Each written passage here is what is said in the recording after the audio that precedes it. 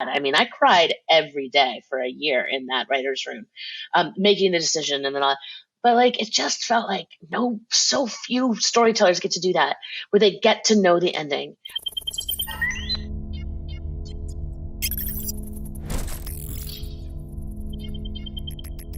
Welcome back to Entertainment Weekly's Binge of the Vampire Diaries. I'm your host, Sam Highfill, and I'm joined by executive producer Julie Plec, writer Brett Matthews, and star Michael Malarkey to talk all about Season 8. As we say with every episode, there's a series-wide spoiler alert on this. I mean, we're quite literally spoiling the end at this point. But if we decide to go back and talk about earlier seasons, we can do that too, which I actually am going to do. I start every episode by acting like I'm surprised that I'm going to do this, but I do this every episode. I want to start because we have Michael, and obviously Season 8 is not your first season of the show. I want to start with your introduction to the series and kind of, were you aware of Vampire Diaries before you joined it? Marginally. I was living in England at the time, in London. So I was mainly focusing all of my brain power on theater stuff. I was mostly working in the theater, doing stuff at the National and the West End. But I'd heard of the show, and it was being played on a network over there. And I remember randomly catching it one night. But that's literally all I knew before I got the job. Yeah, I auditioned. The role was initially called Eli, if you guys remember that. Oh, yeah. Eli. And he was the audition scene. I remember one of them, he'd gone on some crazy feeding frenzy, and Stefan's at the door. He goes, "What's going on, dude?"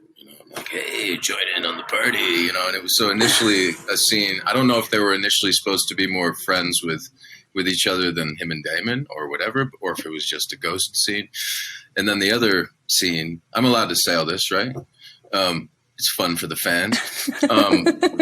The other scene, he was stuck in a cell with Catherine, and he was recounting his days in the war, turning into a vampire, and there was maybe a little something there. I don't know. But so I think maybe at that stage, you guys might have been kind of feeling out where this character was going to sit. But by the time I got to set, the scenes were different. The character's name was different. And when I did audition, it was one in an American accent, and one in a British accent. And happy they went with the British one. Well, that's my memory of casting you, is watching all the audition tapes and being like, I don't know if there's anyone in here. So then someone was like, look at Michael Malarkey. And I was like, I think I saw Michael Malarkey. They're like, look at the British Michael Malarkey. And I watched that and I was like, holy cow. And it's the dumbest cliche. It's the dumbest effing cliche that like nothing makes a writer feel more talented than their words being read by an English actor. And I remember Ian saying to me in season 3, the aforementioned, tearful conversation where he's like, why are the originals getting all this story and Damon's just stuck being the good guy? And I was like, I mean, have you heard them speak? They make me feel really talented. That's great. But yeah, no, you're adding Michael Malarkey to this cast was the greatest thing we ever did. Barman, you became a friend to everyone instantly. You were a great calming presence. You were professional, respectful, and kind, and you're a great wife. And it's just like, it was such a thrill to get that piece of casting right, because we talked about this in an earlier episode, but you were supposed to be the third Salvatore brother. Like, that was right, Brett? Didn't we go down that road for quite a long time? That was the pitch. 100%. Yeah. That was always the plan, and then it went a different direction, but that's why it was so hard to find the person. And yeah, I remember that casting, and you were like, no, I looked at everybody. I don't like anybody. I remember the room was really excited about Michael, and then you saw the British Michael, which you had not seen, and you were like, oh, that's the guy, like 100%. But yeah, that was why it was such a hard process, is we thought it was going to be a Salvatore brother was going to be the story. So we cast a very wide net and looked very hard, and that explains those sides you probably read, Michael. Interesting. Yeah.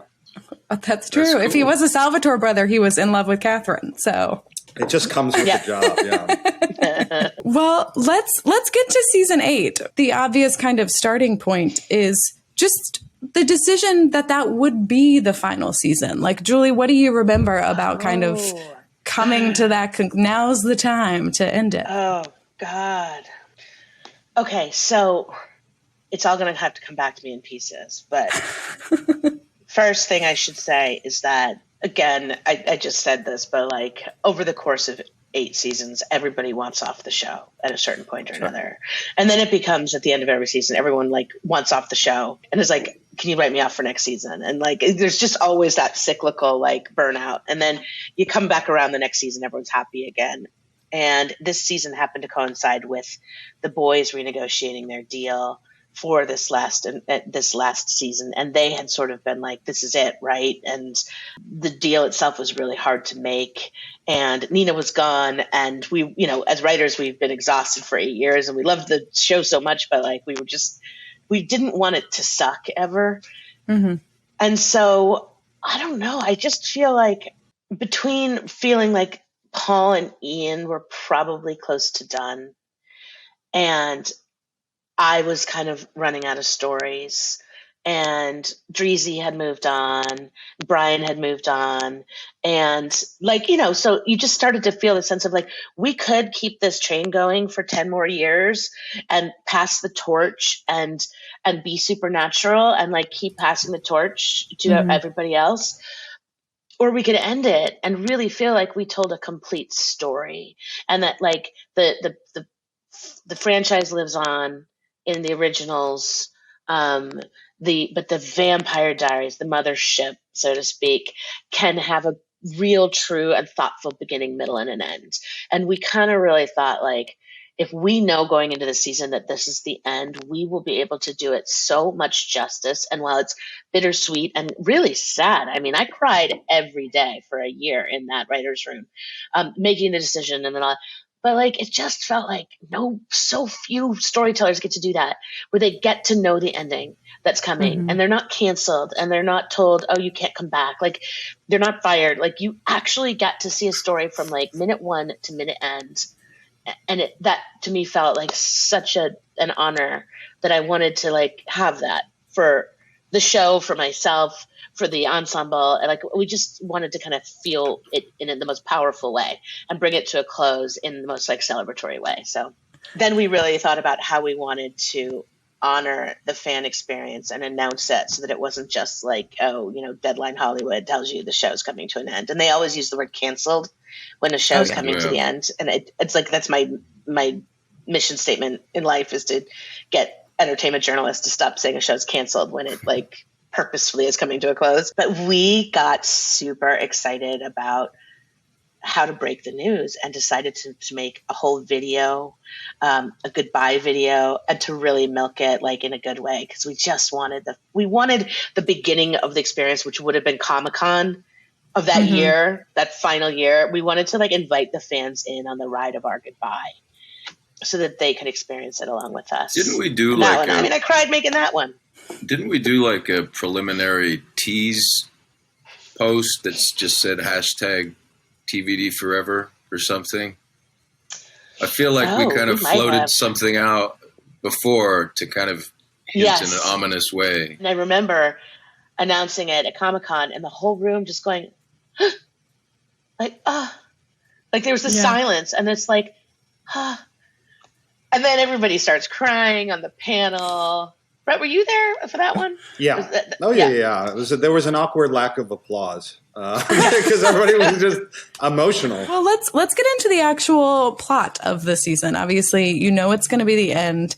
I'm very intrigued for Julie and Brett, the discussions in the writer's room about like the decision to like go all the way to do hell, to introduce the devil, to kind of have that be your final story. What was it about that seemed right to you all? Well, I think historically we'd always been very allergic, and Julie had always been allergic of those terms, right? Like hell and demons and devil and soul and certain words were kind of just not stuff we touched. It was always the other side, and it was always grounded. The Vampire Diaries is, you know, as supernatural as the show is, always tried to exist in a very grounded place. And it just felt like the end gave us permission, I think, more than anything else. Obviously, the sirens had sort of crossed us over into a more supernatural. We had never touched things like that. And so who else did you want to see the Salvatores beat but the devil? And so it was always our version of the devil and Cade and an alternate universe and things like that. But that was clearly the metaphor. And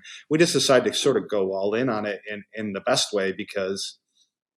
which, of course, then handed off to Catherine, right? Because who's worse than the devil? I mean, so it always came back to what we do. But we just got very excited about the story, and it seemed to work. And we found a version of it that Julie liked that was comfortable, that wasn't too far, we felt. How are you here? The bell rang 11 times. One shy of visiting hell upon this earth, but enough for me to pay a visit. We can do better. We'll work together. That won't be necessary. I'll handle it from here.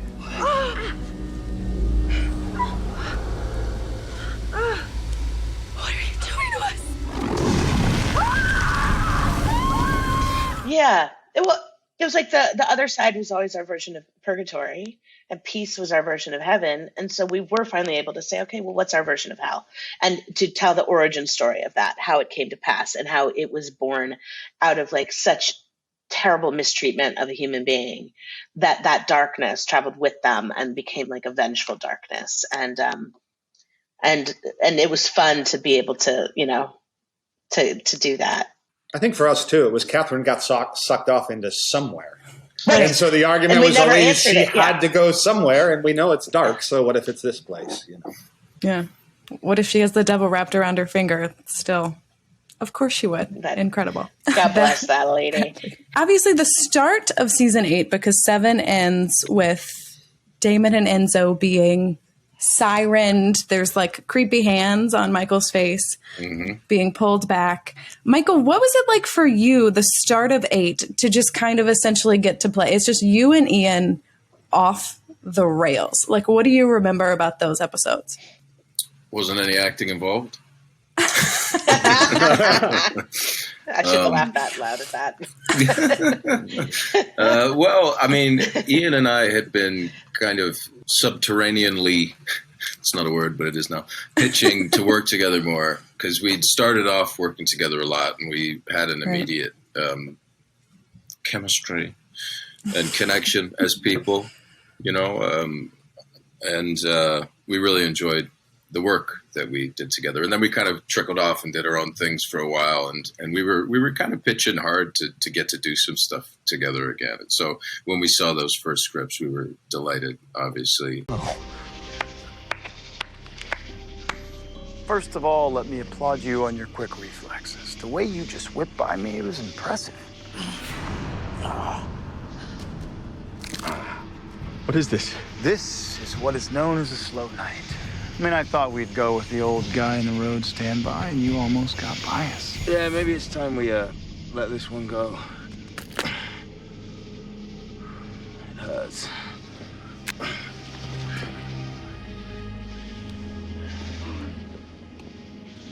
What do you want? We could use a ride. It's the least you could do. Come on. I'll drive. I always like when characters are quarantined in a, not actors, but characters. Here I'm in my own quarantine, but quarantined into a certain environment where it's just them and another character or something, and you really get the kind of nuance of conversation and really get to see those characters isolated. And so it was fun, it was really a new little world that we hadn't really lived in yet, I suppose. And, I adored my character, and I feel like this was also one of the reasons why I did, just how strong he was mentally and how that showed, how he's, over the years been able to withstand not only physical pain, torture, but also mental strain. And it was cool character development stuff that was still going on all through the seasons. I never feel like a character I'm playing is set in stone. I like to kind of constantly discover them and find new things about them and let them change, let them progress. I think it's a trap when you think you know your character so much, because you're not open to sometimes what's unraveling in front of you. And I felt like the storyline with Sybil really made me find Enzo in a different way, and also helped to really build the foundation of his relationship with Kat, based on his strength and his loyalty, his, in my opinion, correct moral code, which he had. He had a really, even when he was bad, he was always doing it for a reason that he thought was the right thing to do. Sure. And that was the reason we were always willing. No, that's 100% exactly. That was the reason we were always, in our hearts, willing to let Bonnie fall in love with a vampire. Because we'd always said along the way that was the Rubicon that she wouldn't cross. And yet Enzo's moral code was so strong, and based on the evolution of her friendship with Damon, and interestingly also her friendship, with Elena, that realizing that like I can love this person because he's pure, even if he is the thing that I spent the early part of this series fighting against. And that's why I loved their love story so much, because she finally was like opening herself up to love from this person and loving him just so beautifully. Yeah, they both kind of fell into love. Literally. It's a beautiful thing when you see two people that are so guarded against such a thing over years of, the wrong journeys with love, finding that, and both coming from the same place, and allowing each other to grow together and becoming stronger. And I will always fight for what's the word I'm looking for? I'll always fight the corner of justifying Enzo's death for poetic justice, for poetry of the piece, if you will, because I feel like, not everything, and I've talked about this before, and it's often met with some light criticism, but I've always felt that it's important to show all sides to life, and not everything is a happy ending. Everyone's screaming about end games, but it's just a fantasy, and I think even though we are working in the fantasy world, it's important to show pain and show how these things unfold and how to deal with pain. And I think that was the beauty of this story, is showing how Bonnie deals with grief and finds strength and power in what she had, and doesn't throw it away, but hangs on to it. And I think there is power in grief if you are able to channel with the people who came before, right? Your ancestors, your family members who've passed away, they're still there if you're listening. And I thought that was the real beauty in that. And that's why I'll always stand by it. And it shows us a lesson that's more powerful than them getting married and having cats, right? Sure. I think.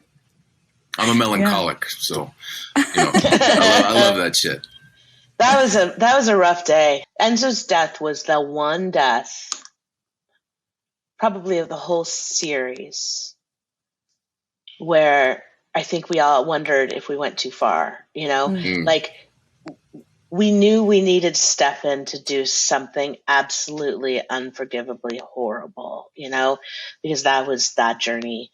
And Brett, chime in, because I know that we talked about this a lot, and we knew, like, I think in our heads, we wanted to get to the end of the season where after, everything that Bonnie went through, that she would have a clear, like the deck would be cleared for her to go off into the world where she wasn't defined by her magic, and she could, and I've talked about the settling down with Matt Donovan in the future pitch, but where that she could find herself and be in herself without all the burdens of everything that we put on her on the show. But that was so tragic, that episode.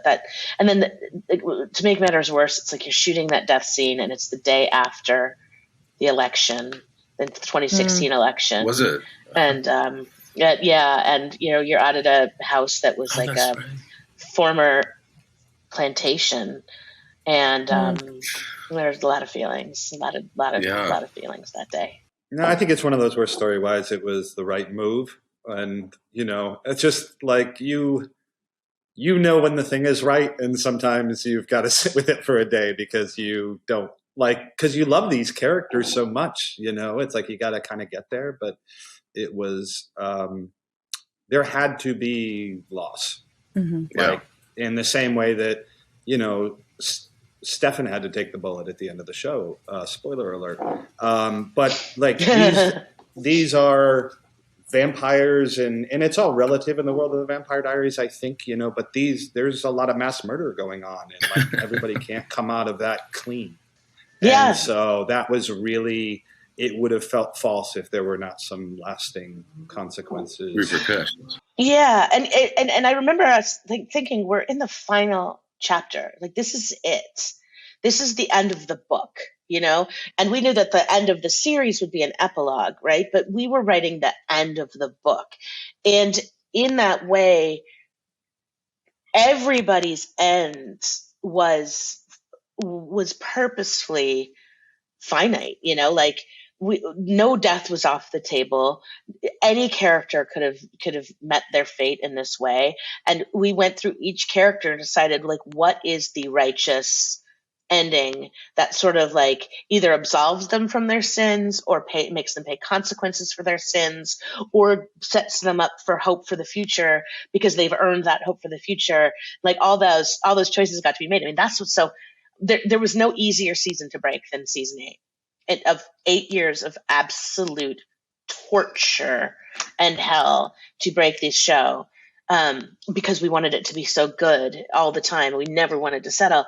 But season 8, at least when you knew you could do anything you wanted, you weren't buying time, you weren't stalling, you weren't trying to make a character work that didn't work. You're just you're just saying goodbye, and it was fun. It was fun and very emotional. So if everyone was on the chopping block, Brett, I'll go to you. How come Matt still lived? We talked in the previous episode. I asked if killing Matt Donovan was ever on the table, and they all talked about you. Sam, it's always on the table, as far as I'm concerned. We tried. All I can say is we tried, and we failed you all. It's like a cockroach. But we tried. I mean, there were some pitches. For a while, it was fun because it was going to be what's the pitch that gets Julie to bite? Because it's going to be the greatest pitch ever. So we had him dead for as much as 48 hours at certain times because the pitch was so good that she was like, fuck it, we're doing it. All right. And then she'd come back in, she'd go, no. And so at some point you give up. And I think, look, Matt Donovan served a really, he was the human point of contact in that show. And that was what was valuable about the character. Did we always have the best story for him? No. But if the show is going to come out sort of net on the side of humanity, which hopefully it does, mm-hmm. That's kind of the point. Him dying would have felt wrong at the end. I think once we got towards season 8, it would have felt cheap, and it would not have been the right move at that point because he actually survived. Killing him at the end, right before it's all over, would have been. What has all this pain and suffering been for? Enzo, on the other hand. Yeah. Although you also, and we've talked about this one a little bit, Julie, but I am interested to get into killing Tyler. That's the other kind of, obviously, until the final death, which we'll get to. Tyler and Enzo, it's funny, it's one brother got each, right? Damon kills Tyler, Stefan kills Enzo. What do you all remember about the conversation surrounding killing Tyler? In order for Damon to come out the other side of this, sort of possession by the sirens, and to give him a journey that will take him to the end of the series, and to get him to a place where he believes that he is not worth living, that Elena, if she were ever to return, would never love him again, that he, to bring him back into his own self at rock bottom, we knew that he had to do something that was so totally unforgivable. It's like a broken record. We tried that in season 2, backfired. And that he needed to really, really, really, really go down a bad road. And so it was Jeremy or Tyler. Both were two characters that had, since left the show without dying. I mean, Jeremy, but they both died multiple times, but we're still alive in our universe. So yeah, so it ended up being Tyler. And that actually, I'll be honest about that. I regret that as having been the end of Tyler Lockwood's character. If I look at the whole thing in the aggregate, even though we struggled a lot writing him in non-Caroline years and non-werewolf years, we struggled just to find a story for the character. We loved him, but we loved Trevino, but I just felt like, oh man, like, okay, bye. and it was shocking and it worked, but I was that's why I was happy to bring it back at the end in the finale for that one little moment. It's like, this character meant something to us too. It really did. And Trevino really meant a lot to us. So, but yeah, that was an interesting choice. He's a good dude. He's definitely a good dude. We just did a little short film. I know. Just to go off That's piece, awesome. but it was his little directorial debut, and it was nice of him to think of and me. He's going to be directing Roswell this year. Yeah, his first episode. He's getting his gears oiled, but he's got a good brain for that. He sees everything. He sees a lot of stuff, and I think he's going to do great. Well, we've talked about the sirens. We have Sybil, and then we have the sister reveal. Which, Julie, at that point, had you already worked with Kristen on Containment, and you pulled her into that? Okay. Yes. So what was the it greatest about, heartbreak of my life? The greatest heartbreak of my life was Containment. I know. Ending after one season. But one of the good things was being able to bring a lot of them. Right. Thank you. One of the great things was about being able to bring some of those players into the Vampire Diaries world. And Kristen did a nice job. She was so good. She's great in the writer's room as well. Oh yeah. If you see her in that, she's so good. Yeah. Better than the other one. Oh, that girl. What kind of went into, what was it about having them be sisters that intrigued you all in the writer's room in terms of kind of telling another sibling story next to obviously a very Steph and Damon centric season? Other than that, sort of always our go-to template is finding emotional connection in our villains. Sure. I don't know, Brett, do you remember anything specific about that? I don't actually. I don't remember why we couched them as sisters, other than the mythology took us that direction. Or I'm trying to remember if we had come up with that episode that Neil and I had done where you crossed them. I mean, it was kind of just the mirror to Stefan and Damon, right? Like it was a brother story, and here's an evil sister story, and who's going to cross. But I don't weirdly remember the specific conversations. I feel like it was always the plan from the jump, though. That wasn't a revelation. They became sisters from the jump, and that's kind of how it was. Yeah. Oh, because it was a dad's story. It was kind of Cade as their dad. It was that. Oh, it was yeah. the abandoned child. Like it really was. That's what it was. And the story of how they were stranded on the island, and just we love the siren mythology, and so I think it was just about building back from how do these two young girls get stranded on an island, and what we're in, and how we could make that mythology sort of be grounded and work for us. Did you all have like a final season checklist or wish list? Julie, I'm imagining you walking into the room and just being like, Steroline wedding is happening. Yes. Well, yes, we did. We had a list of unresolved threads. Things that we had because from the jump, the minute we started the show, I said, we will never introduce something that we don't know how to pay off, or that we don't know how to answer.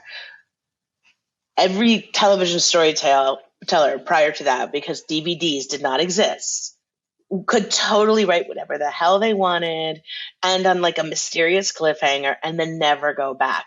The minute DVDs and then ultimately DVRs were a thing, you were held accountable for your own choices, and you couldn't just be like, oh, that's cool, we'll figure it out later. But every now and then there was that thing that would leak through that we couldn't ever figure out how to resolve. And I think that when we got to the end of this season, the only thing left on that list was, what did the letter that Sheriff Forbes wrote to Caroline when Caroline's humanity was off and Caroline burned? What did that say? And I don't think, did we ever figure that out? I think we finally gave up. I'm like, well, one one remaining thread is okay. Some things that are left unsaid, Jules. Yeah. Do you remember, did we have I couldn't remember what else was on the list, but there was a little list that we had to Oh, sure. I mean, endings are easy. I mean, they're hard to nail and do right, but all the things you want to do. I mean, 8 years, like Julie said, season 8 was just, Vampire Diaries is probably the hardest show anybody has ever broken. And we did 180 something of them. 172. But I guarantee you, we wrote 270 of them. Right. And it's just the hardest show to break because it's about 250-year-old dudes without jobs. That makes it impossible. It's the hardest thing ever. Nobody has anywhere to be. Nobody has anything to do. So drink. It was really... Exactly. But it really became about that show was built on what are these characters saying to one another. And that is very, very difficult. How are their interpersonal dynamics shifting? But by the time we got to season 8, we had obviously built up such a tapestry of things and relationships that paying them off. Season 8 was the reward for all the hard seasons in terms of just getting to go, this is an episode. I can't wait to do this, because it was always how do we do this, but then keep this going? And that show burns story relentlessly. And so to bring those stories to a close, it was fun to think about those things. It was beautiful. Yeah, it really was. I mean, that was why I wanted to come back and be a part of that season, was to bring something to an end was really beautiful. And to bring that experience that we'd all spent years together on was one of the best experiences I've ever had in my life. And it was sad and heartbreaking. But I mean, I remember saying goodbye to those sets and as actors wrapped and realizing my last pickup shot was Damon on the concrete ground outside the Salvatore house for another episode. But I remember all those things and they're indelible. And a bunch of us flew out and went to set for the last, we were there with Julie when she was directing and called wrap. I mean, it was a beautiful experience. So season 8 was a joy in that way. Yeah. There was a real festive air about the last couple months, It was an Irish wake, wasn't it?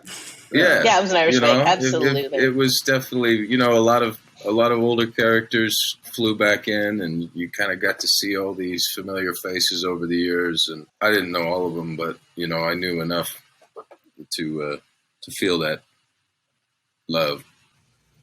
Yeah, but, it was cool, and I felt the same. I felt like it was really it crept up. It crept up on us too. I mean, all of a sudden you're done, right?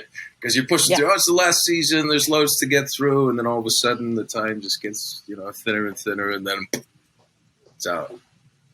I'm out. Yeah. But yeah, it was cool. It was and I second that. It was a special time in my life too, and having my first kid during the filming and falling in love with Atlanta. I ended up moving back there and getting a house there, and a lot of good memories. So I'm always grateful and think happy thoughts when I think of all our time together there. I just think about you. I don't know how this hits for you guys, but just think about saying goodbye to those sets. How memories and pain and suffering or great love imprints on spaces, and those sets were soaked in it. And, actually, last year I had to go back to those stages because we were using a set for Black Lightning for Legacies, and it was weird. It was strange. Just that there's so many ghosts there, and it's a different high school, but this used to be the wood, and it's just. I remember walking through those for the last time, but then you walk out in the woods and it's all the same, and it's the tree stump from Bonnie's funeral is still there. So, and it's you're they don't know what that is, but it's all just the ghosts of it was there's a lot of ghosts there. It was a beautiful experience, though. It really was. Michael, you mentioned familiar faces coming back. So did you all know that you would have Nina for one episode? At the start of, did you know going into season 8 that you would get her for the finale? Were you kind of writing around? You might not have Catherine be the big final bad. How did that go? I'll let y'all take that one. We wanted to approach her when we had a story, and we wanted to have a good story. So we wanted to break the story. And so of course we broke the story that had her in multiple episodes. And she was down for it, in theory, right? She was just, of course I want to come back and say goodbye. And then you have to make a deal and, Sure. you make the deal, and the way it all, the way it all resolved itself is that she would be there for that one episode, and it was so scary because while we were negotiating, I was like, what if this falls apart?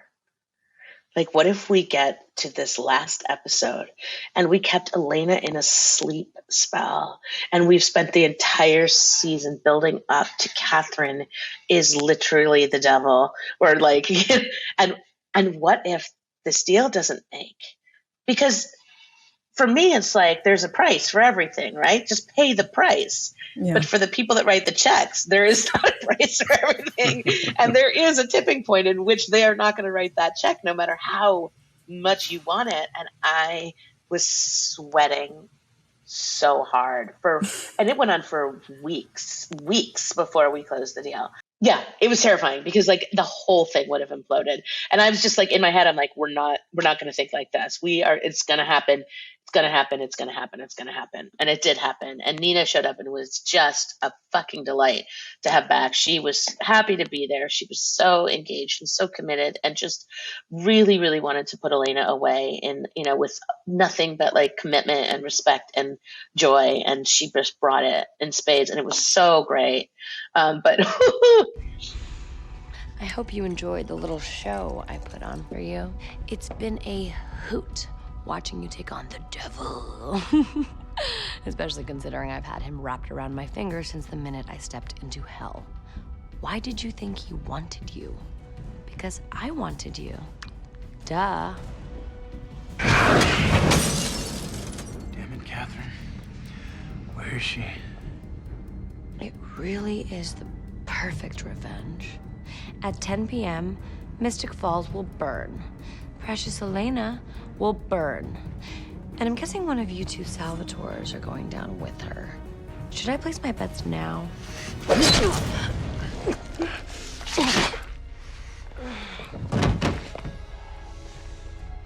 It's funny because oftentimes they not you guys, but just in general, production, the scripts get written before the deals get done. So you have, you guest on a show and they have a plan for you that you have no idea about.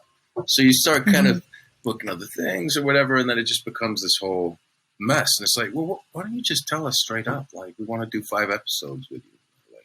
Like, can we carve out the time? It's just, there's so many complicated inner workings with studio and agencies and all this stuff that make it difficult sometimes. Really hard. Now, we started losing, I guess, I can't remember which show, but like it was either like Vampire Diaries or Originals or Legacies, where like we had been rolling the dice for years and years and years on guest stars, especially guest stars through pilot season, because it's like if you've got an arc for the last chapter of your season and it's pilot season, all your guest stars are like, we're not coming to Atlanta. We want to be in LA. We want to be auditioning for pilots. And so we had to be so crafty about like writing people so that they didn't have to work much, but so that we didn't have to write them off, and like praying they didn't get pilots, even though we wanted them to succeed. Like all the emotional stuff of like, but like not being able, knowing that even like we didn't have the money to lock them up to make them series regulars. So we just had to gamble. And more often than not, we got it right. But what was the one that just boned us so hard? God, there's been a bunch over the years. It's a more recent thing. I mean, obviously, the problem now is that television's year round. It used to be you had to dodge pilot season, and now you can lose somebody at the drop of a hat. So, we got Kung Fu last season. Legacies. Olivia. That was Olivia, so great. Who's the best. We loved Olivia Ling really so much. Yeah, and we were like, please come be a series regular. We were like 2 days away from making her a series regular. And she got Kung Fu. Which we're thrilled for. Like at the end of the day, it's like, I mean, you're going to be the lead of a show. And, she had been an intern at the CW affiliate in San Diego like 5 years prior, 3 years prior. Oh, wow. It's such a beautiful story. Yeah, it's such a beautiful story. And she is so awesome. But it happened to us a couple times for sure. Yeah. It does. Like, I think our batting average was good on the Vampire Diaries. Yeah. Nowadays, the landscape has changed, and it's very, very difficult because people can disappear overnight. Was Enzo originally like a 3-episode guest star, or like how did Did it always start as a larger role? That's why it's funny that Michael's like, yeah, I don't know if it's coming for one. Because no, he was literally meant to be the third Salvatore brother. And It's so funny. And we kind of figured that if we succeeded in casting, that he would be around. Every time we brought on a new character, it was like, if the character succeeds, we'll kill them. Because it's a body that you're emotionally connected to. If it's that super success of both the character succeeds and the actor succeeds, then you kind of want to keep them as long as you can, you know? So because you love the actor and the character, and so you just don't want to kill anybody off. But really, every character we created to kill eventually. It's just like a matter of like, do they have a 3-episode arc or a 1 year arc? Enzo was always a longer game in our minds. Even though we switched gears in the actual trajectory of the story, he was always meant to be around. But Michael didn't know that. They never do. It warms my cockles, as they say. Well, I mean, speaking of killing characters, let's get to the big decision of which Salvatore do you kill in your finale? Because I remember talking about this, Julie, when it happened, of like, you guys had Damon dying for a long time, right? Oh, yeah. We went back and forth in the writer's room all season long. All season long. And it was like, you know, pros and cons, pros and cons, pros and cons. And we finally landed on, we're killing Damon. That's the right thing to do. He is the one with the consequence to pay. You know, again, Stefan was just morally a bit stronger of a character. But then Kevin came in, right, Brett? Kevin came in and was like, why the fuck would you do that? And we were like, you know, that's always what happens in writers' rooms. You become convinced of something as a group, and then one person with an outside perspective comes in and is like, you're wrong. And then you realize that probably. But like, was it more than that? It was just Kevin being like, why would you kill Damon? It was that. I remember too, it's like we had like really thinned out at that point for whatever reason. Because I remember the finale was kind of like you, me, Neil Reynolds, and then Kevin came. And we had the break, and we'd had all the discussions in the group about, you know, look, Damon's a fairly obvious choice. You're always going to feel like, I think that's when you watch the show. But Kevin was also a very classic pitcher against the flow. Like, that's his thing. Kevin will always explore the opposite if yes. And so he loved the whole episode, and we spent like 2 days with him, and it was a really great. It's one of the things I remember most fondly is, you know, as the lights are going out in the office, kind of, and people are leaving and cleaning out their office, and the finale's all up, and Kevin just was like, I love everything, but it should be Stefan. Because the big move of that pilot was realizing that one of the brothers being human meant that they could be compelled. That was the great twist, was that Damon can now compel Stefan. Then you're right. You are human. Which is why I can do this. Go. No, Damon, I'm going to walk out of these tunnels. And you are not going to stop until my death breaks the compulsion. Because I am the big brother. I'm sorry I wasn't better at it until now. I said, go. Go!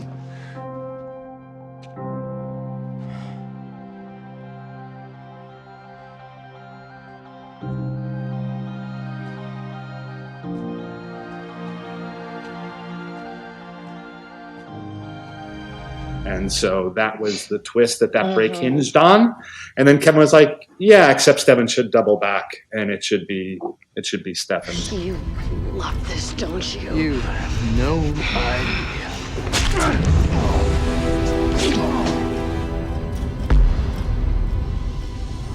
I gave him my blood. The cure. You what? Without the cure, I'd start to age. I'd be dead soon enough.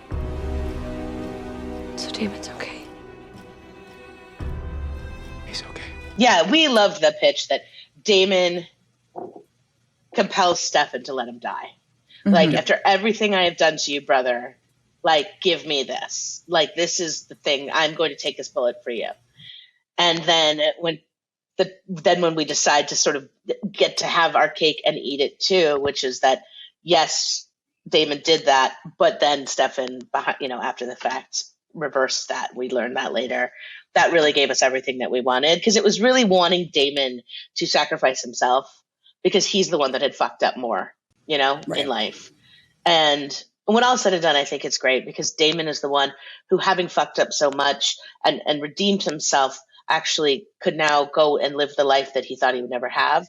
Whereas Stefan really carried the consequence of all of his sins on a much heavier spiritual level. And it's almost like this was his way of making amends for his past misdeeds. And it felt like dying for Stefan freed him from a lot of weight, whereas it felt like living for Damon freed him to go and be the man that he was always supposed to be. So the poetry of it at the end of it all was really nice. But yeah, we went, and then we wouldn't tell Paul or Ian.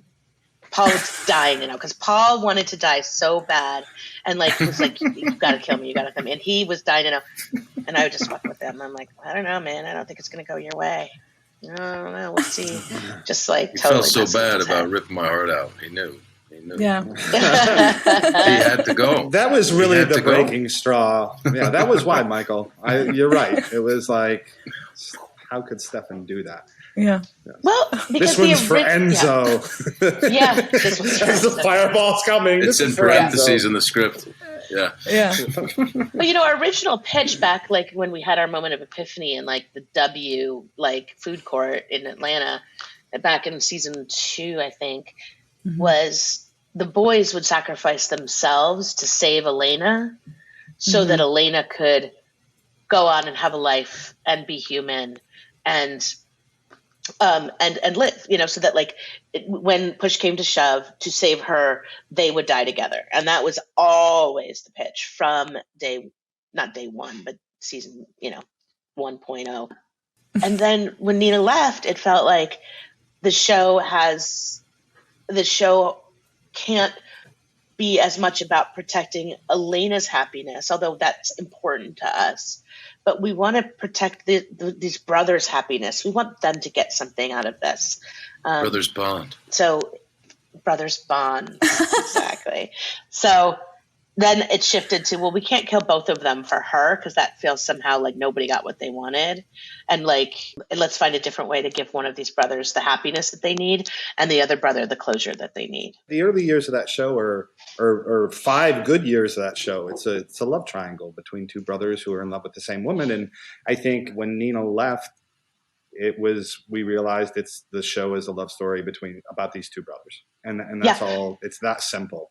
And I was just shouting out, Brett, that episode, your episode in the Tomb with the M83 song, it's sort of being the moment when we all kind of collectively were like, oh, this is a love story between these two now, Not one of my favorite moments of the whole series. I remember you saying to me on set that Nina leaving is what kind of sealed the romantic contract between Damon and Elena, because she couldn't fall asleep in love with one brother and wake up confused. And that's kind of what set you all on that path. And then, the brother hug that sealed it all is still one of my favorite moments. Yeah, it was basically in my mind, because we got, we had Steph and Elena for the first 3 seasons. We got Damon and Elena together in season 4. Knew we'd get a good, many season run out of that. But in long running shows, eventually you want to start to kind of twist the chemistry around again. And I sort of thought that by the time we came back to the end of the series in 8 years or whenever it was, that Elena would have found her way back to Stefan, and Damon would have found a different path, recognizing this wasn't supposed to happen. But when we had to write her out because she was done, then yes, it basically said, okay, this is now Damon and Elena are the love story that will take us to the end here. There is no more moving around here. Because I love the idea of Stefan and Caroline and Damon and Elena, and then those couples sort of parting again and then finding a new final chapter for them. But life brings you other roads, and the roads that you take lead you to where you land. And then I actually True that. I love the Sleeping Beauty spell in a way. I love being able to do the show without Elena and be just as much in love with it as always. Nothing against Nina and Elena. I mean, it's just the heroine is the hardest character to write for always. Mm-hmm. Because she's kind of the one that's always making the right choice and doing the right thing, and always has to be sort of driving the train, and it just can get really tedious. And so freeing ourselves from Elena as writers was actually a really nice turn. All right. Anyone have any final Season 8 thoughts?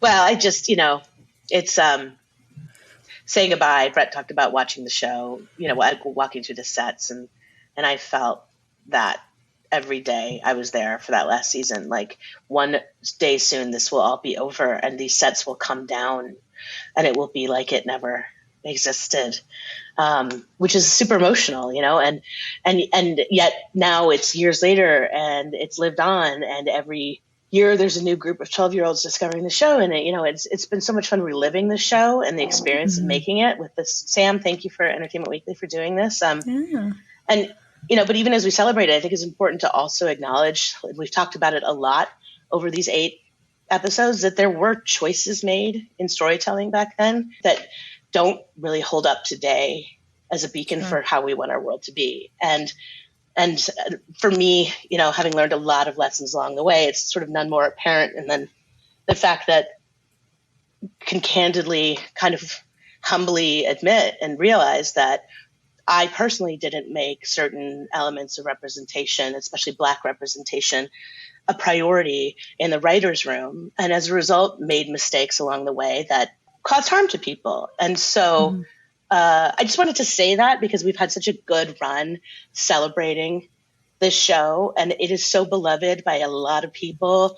But there are some people that kind of, rightfully so, can point a finger and say, you kind of messed that up. And there are places where absolutely we mess that up. And I will say I messed that up because I was in charge. So I just wanted to kind of say that out loud. And may we all go into the world telling the kind of stories that represent the way we want the world to be. Very well said. Absolutely. Thank you for having me as well, guys. Beautiful note. Yes, absolutely. Thank you all so much.